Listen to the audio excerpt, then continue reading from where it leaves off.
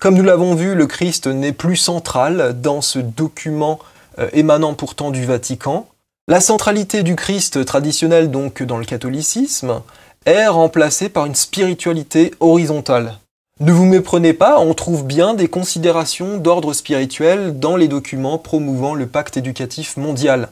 Simplement, ces considérations spirituelles ne vont pas dans le sens traditionnel. Le vocabulaire religieux est bien présent, mais comme on va le voir, il est vidé de son sens, détourné de son sens traditionnel. Je vous donne un petit exemple. Dans son invitation, le pape François appelle de ses vœux, je cite, « une alliance entre toutes les composantes de la personne, entre l'étude et la vie, entre les générations, entre les enseignants, les étudiants, les familles et la société civile selon leurs expressions intellectuelles, scientifiques, artistiques, sportives, politiques, entrepreneuriales et solidaires.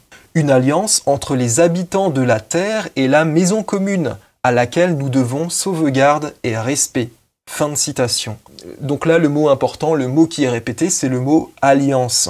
Et ce mot « alliance », on ne peut pas l'utiliser n'importe comment. Je rappelle que ne serait-ce que dans la partie la plus sacrée de la messe, dans les paroles de la consécration, on parle bien de l'alliance nouvelle et éternelle instituée par le Christ dans son corps et son sang. Mais ici, le mot « alliance » est galvaudé puisqu'il s'agit d'une alliance non plus entre Dieu et l'homme, entre le Créateur et la créature avec le Christ comme médiateur. Il s'agit d'une alliance d'un autre ordre, d'une part entre la terre et ses habitants et d'autre part entre les différentes instances de la société. Mais il s'agit bien d'une alliance de type religieux, car, je cite, « toute alliance en vue du bien commun, en vue de l'humanité, porte en elle quelque chose de sacré. » Fin de citation. La phrase que je viens de vous lire provient de la page internet officielle consacrée au logo du projet. Donc à partir du moment où toute alliance porte en elle quelque chose de sacré, ça veut bien dire que cette alliance promue par le pape François reste de l'ordre du religieux. Donc, la société humaine, mais aussi la terre, font l'objet d'une divinisation implicite, puisqu'il s'agit d'une alliance, je vous rappelle, entre l'homme et la terre notamment. Est-ce que cela doit vraiment nous surprendre ? Non, si vous vous souvenez ce qui s'est passé dans les jardins du Vatican le 4 octobre 2019, en présence du pape François lui-même. Je rappelle qu'à l'occasion de cette journée du 4 octobre 2019, les participants s'étaient prosternés en cercle devant une statue que le pape lui-même avait fini par identifier comme étant la Pachamama. La Pachamama, c'est la déesse de la terre-mère dans le paganisme sud-américain. Donc vous voyez qu'ici, la notion d'alliance, très présente dans la Bible, mais reprise dans la doctrine catholique, est totalement détournée de son sens, elle devient une notion païenne. Autre exemple flagrant de ce détournement sémantique, on le trouve dans l'Instrumentum Laboris à la page 7, où l'on peut lire, je cite, « Ensemble est le mot qui sauve tout et accomplit tout ». Fin de citation. C'est assez étonnant dans la mesure où au 4e chapitre des Actes des Apôtres dans la Bible, Saint Pierre, le premier pape, évoque Jésus en disant, je cite, « Il n'y a sous le ciel aucun autre nom qui ait été donné parmi les hommes par lequel nous devions être sauvés. » Fin de citation. Et n'oublions pas que le nom de Jésus signifie lui-même « Dieu sauve ». Autre élément, les dernières paroles du Christ au moment de mourir sont précisément, je cite, « Tout est accompli ». Fin de citation. On trouve ces paroles dans l'Évangile selon saint Jean au chapitre 19, verset 30. Mais non, apparemment tout ça ne compte pas puisque, je cite, « Ensemble est le mot qui sauve tout et accomplit tout ». Fin de citation. Donc le Christ, de la part des auteurs du document, ne fait pas l'objet d'un simple oubli, il est purement et simplement remplacé, puisque l'humanité n'est plus sauvée par Jésus, mais l'humanité se sauve elle-même, pour peu qu'elle fasse preuve d'un petit peu de solidarité. Autre exemple de cette spiritualité horizontale, on la trouve dans l'Instrumentum Laboris à la page 2. Alors, à la page 2, on a une citation de l'exhortation apostolique Evangelii Gaudium du pape François qui insiste sur, je cite, « la nécessité de découvrir et de transmettre la mystique de vivre ensemble ». de se mélanger, de se rencontrer, de se prendre dans les bras, de se soutenir, de participer à cette marée un peu chaotique qui peut se transformer en une véritable expérience de fraternité, en une caravane solidaire. Point de suspension, fin de citation. Cette expression mystique du vivre ensemble a plu visiblement aux auteurs de l'Instrumentum Laboris puisqu'ils l'ont inséré dans la liste des, je cite, noyaux thématiques générateurs d'autres réflexions, fin de citation, que l'on trouve en page 19. Excusez le jargon, mais c'est bien ça, il s'agit d'une expression qui fait partie des noyaux thématiques générateurs d'autres réflexions. Donc apparemment, la mystique du vivre ensemble, c'est quelque chose de très important.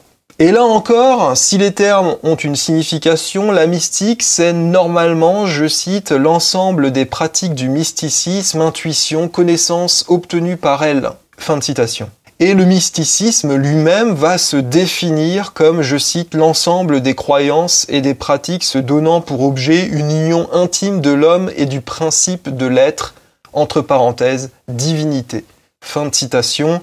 Ces définitions, on les trouve très basiquement dans un dictionnaire grand public, le Petit Robert. Donc on voit que si on parle de mystique du vivre ensemble, on n'est plus dans l'union de l'âme ou de l'homme avec Dieu, mais on est dans l'union de l'homme aux autres hommes. Donc on voit bien que l'union aux autres vient remplacer l'union à Dieu. Le rapport vertical entre l'homme et Dieu, pour le dire autrement, est remplacé par un rapport horizontal de l'homme avec ses semblables. Alors, pour être tout à fait honnête, dans le contexte d'Evangelii Gaudium, l'exhortation apostolique d'où était tirée cette citation, la mystique de vivre ensemble pouvait être comprise comme une allusion à l'Église qui est le corps mystique du Christ. Puisqu'en effet, on trouvait cette expression au paragraphe 87, et ce paragraphe était précédé d'un titre qui invitait à comprendre l'expression mystique du vivre ensemble dans ce sens. Puisque ce titre était le suivant, je cite, « Oui aux relations nouvelles engendrées par Jésus-Christ ». Fin de citation. Et puis il y a autre chose, c'est que la phrase de François, citée par l'Instrumentum Laboris, se termine originellement comme suit, je cite, « En une caravane solidaire, en un saint pèlerinage ». Fin de citation. Le saint pèlerinage, c'est une expression qui semblait quand même remettre Dieu au centre des relations humaines et qui a été gommée bizarrement par les auteurs du document qui l'ont censuré, qui l'ont remplacé par des points de suspension. Ils ont caviardé littéralement la fin de la phrase du pape. Donc on voit que d'un document à l'autre, les choses s'aggravent, on passe de plus en plus d'une mystique censée unir l'homme et Dieu à une mystique censée unir les hommes entre eux. Ce détournement du vocabulaire religieux, on le trouve encore ailleurs. En effet, la vertu théologale d'espérance n'a plus dans le document pour objet la vie éternelle, mais seulement la vie ici-bas qui va, semble-t-il, devenir meilleure grâce à nos efforts. Donc, la vertu d'espérance ici se confond avec l'espoir. Elle n'a plus pour objet la vie éternelle, elle a pour objet la vie future sur Terre. Ce terme d'espérance est employé à 6 reprises dans l'Instrumentum Laboris. Et dans la moitié de ces occurrences, ce terme est associé à d'autres mots, soit le mot futur, soit le mot avenir. On trouve notamment cela aux pages 3 et 9 de l'Instrumentum Laboris. On retrouve ce même phénomène dans l'invitation du pape François, je cite « Cherchons ensemble à trouver des solutions, à lancer sans aucune crainte des processus de transformation et à regarder l'avenir avec espérance. » Fin de citation. Ici, il ne s'agit absolument plus de se préparer à l'au-delà, mais de préparer ici-bas un futur meilleur, un futur qu'on peut regarder avec optimisme. Donc l'espérance, ce n'est plus l'espérance dans la vie éternelle, c'est, je cite, l'espérance dans le futur. Fin de citation. On trouve textuellement cette expression dans l'Instrumentum Laboris à la page 9. Donc une fois encore, la vertu d'espérance ne sert plus ici à attendre le bonheur dans l'au-delà, mais sert à attendre et à construire un bonheur purement terrestre. Donc là encore, on a une horizontalisation de la spiritualité. Il faut tirer les conséquences de ce qui précède. En effet, si ensemble est le mot qui sauve tout et qui accomplit tout, ça veut dire que ensemble nous sommes Dieu. Si le simple fait de vivre ensemble constitue une mystique qui nous unit de ce fait même à la divinité, c'est là encore parce que ensemble nous sommes Dieu. Et si notre espérance est tournée non pas vers la vie éternelle, mais vers un futur purement terrestre, qu'il nous faut réaliser par nos propres forces, c'est que nous pouvons nous procurer à nous-mêmes le paradis. Nous sommes ensemble le divin, indépendamment de toute référence à un être transcendant, à un être qui se situerait au-delà de nous-mêmes. Donc là, on est très loin du christianisme traditionnel. Mais il faut se demander qui est ensemble, qui est nous. Ensemble, nous, ce n'est pas simplement l'humanité, attention, c'est tout ce qui existe. La page officielle qui est dédiée à l'explication du logo du Pacte éducatif mondial ne laisse aucun doute là-dessus. Je cite, « La ligne du cercle symbolise ce macrocosme qu'est Dieu et exprime le début et la fin de toute chose, l'être, la totalité. » Fin de citation. Donc, Dieu n'est plus le créateur de l'univers, mais c'est l'ensemble de l'univers qui est Dieu, qui est divin. Donc là, on se trouve bien en face d'un panthéisme.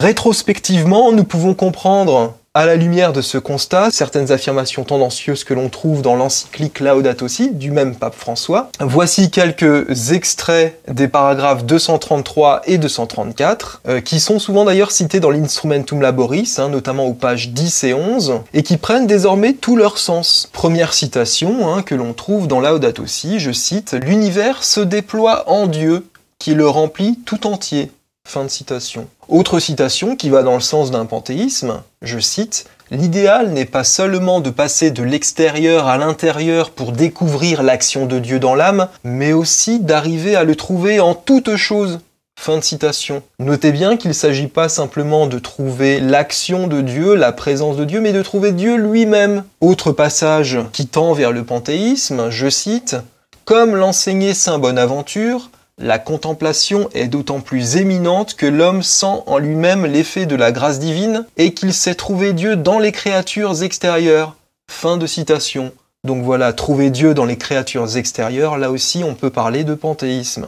Vous remarquerez au passage que le pape François ne se gêne pas pour détourner des auteurs traditionnels qui sont même des saints, saint Bonaventure en l'occurrence. Autre passage qu'on peut relever, toujours dans Laudato Si, je cite, « Le mystique fait l'expérience de la connexion intime qui existe entre Dieu et tous les êtres, et ainsi il sent que Dieu est toutes les choses. » Fin de citation. Là, c'est même plus « il sent que Dieu est dans toutes les choses », c'est bien « il sent que Dieu est toutes les choses ». Alors cette expression « il sent que Dieu est toutes les choses », c'est vrai qu'elle provient de saint Jean de la Croix, mais dans un contexte bien précis, un contexte poétique qu'on ne peut pas reprendre sans précaution. Donc saint Jean de la Croix, à son tour, se voit détourné au profit de cette espèce de panthéisme que prétend nous vendre le pape François. Dernier passage à tendance panthéiste de Laudato Si, je cite « Les vallons solitaires sont paisibles, agréables, frais et ombragés.